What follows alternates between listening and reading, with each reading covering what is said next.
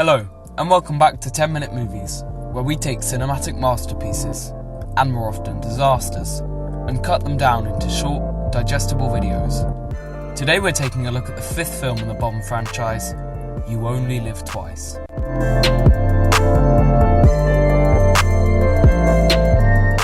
You Only Live Twice was released in 1967 during the height of the Cold War, and the plot is appropriately themed, following a ploy to start a Soviet-American nuclear war.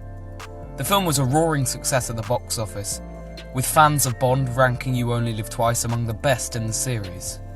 So, without further ado, let's get into the plot.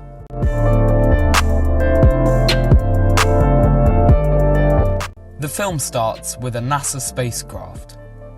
The rocket, called Jupiter 16, is completing an orbit of the Earth when an unidentified object appears on its radar.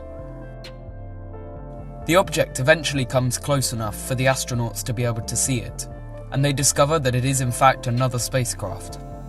As it draws ever closer, the nose of the craft opens as it prepares to engulf Jupiter 16.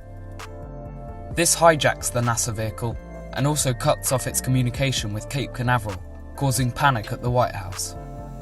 This leads to a summit between the American, Soviet, and British governments to discuss the disappearance of the rocket.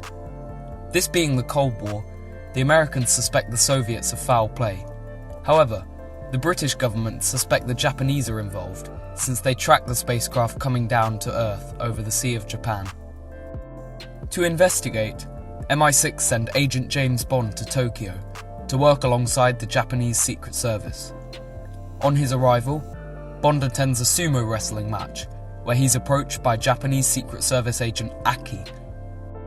Aki then takes Bond to a Tokyo-based MI6 operative named Dicko Henderson.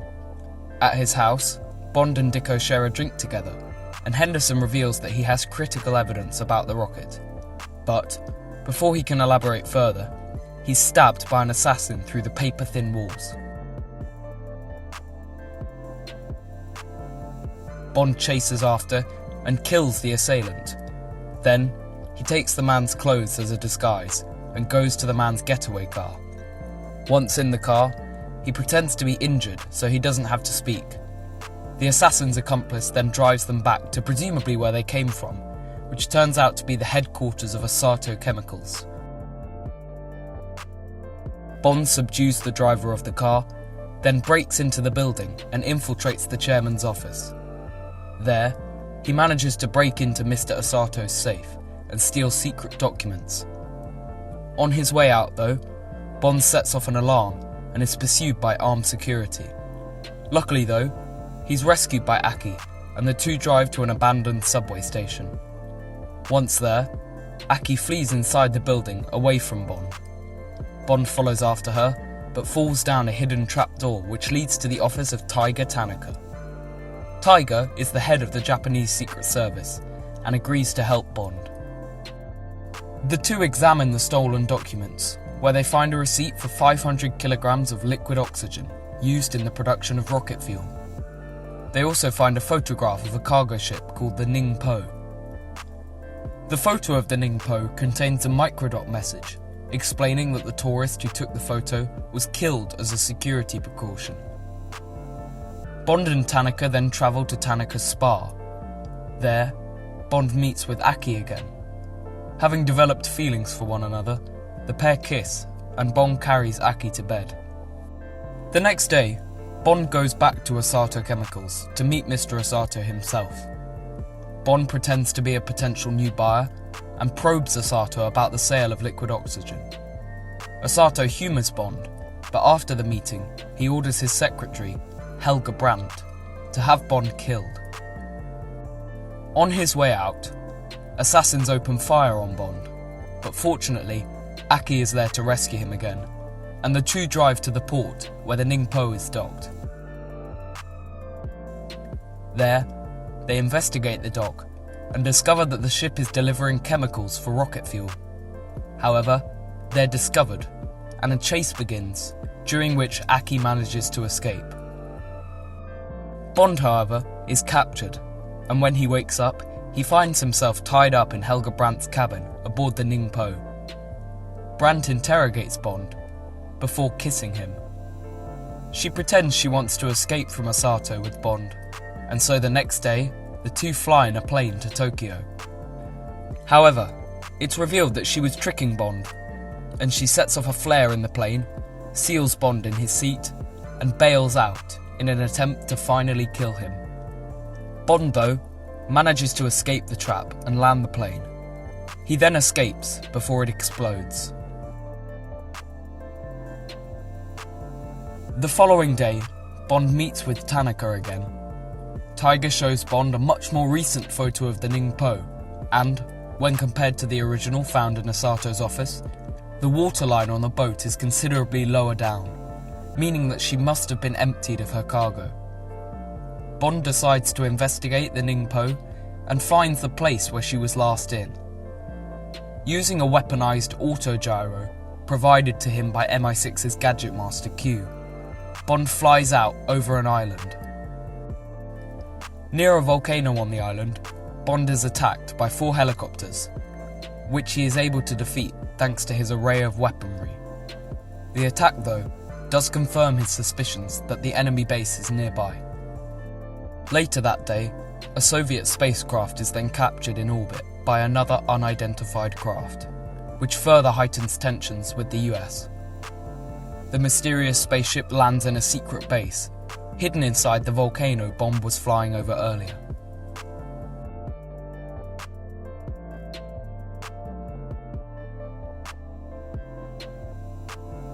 Inside the base, it turns out that the mastermind behind the rocket kidnappings is Ernst Stavro Blofeld, the mysterious leader or number 1 of Spectre, last seen in Thunderball.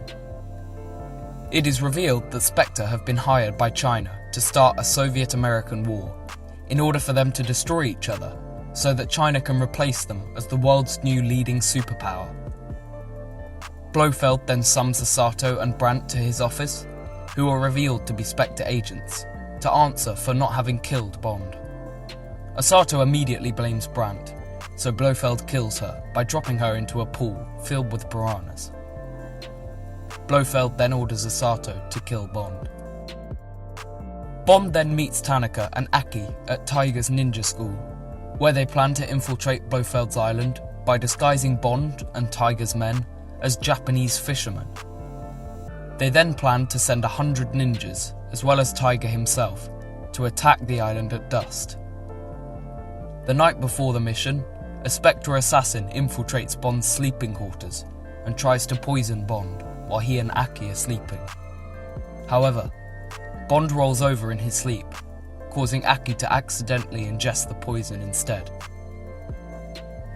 Bond wakes up and kills the assassin, but is unable to prevent Aki from dying.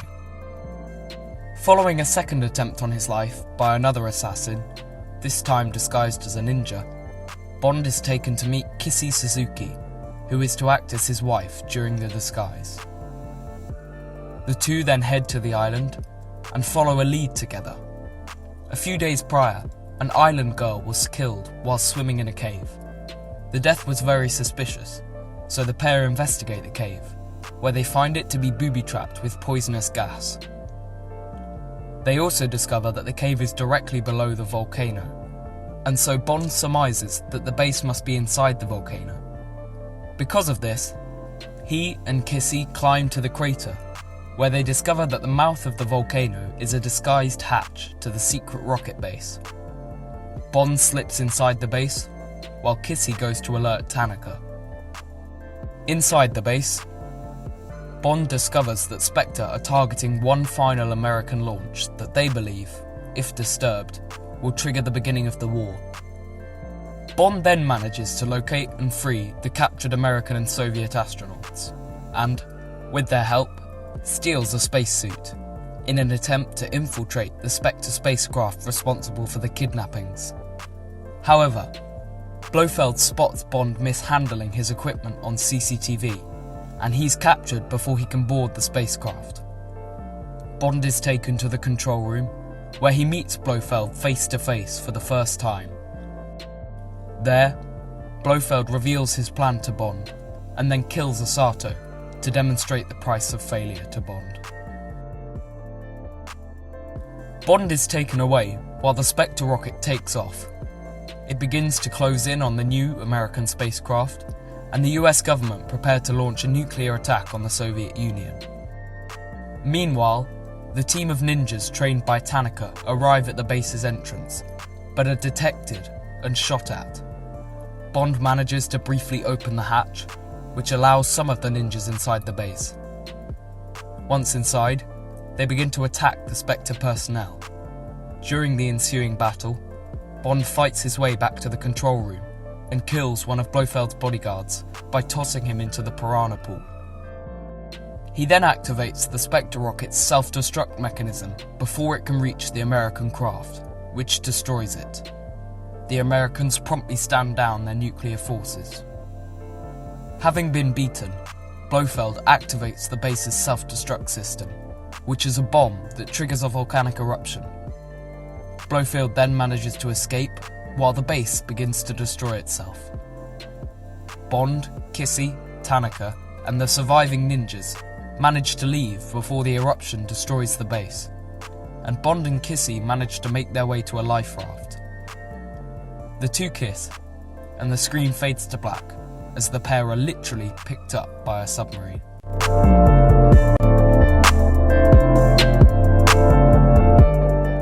Thank you so much for watching 10-Minute Movies. If you've enjoyed this video, then make sure to subscribe by clicking on the 10 on the screen for more videos like this one. See you all later.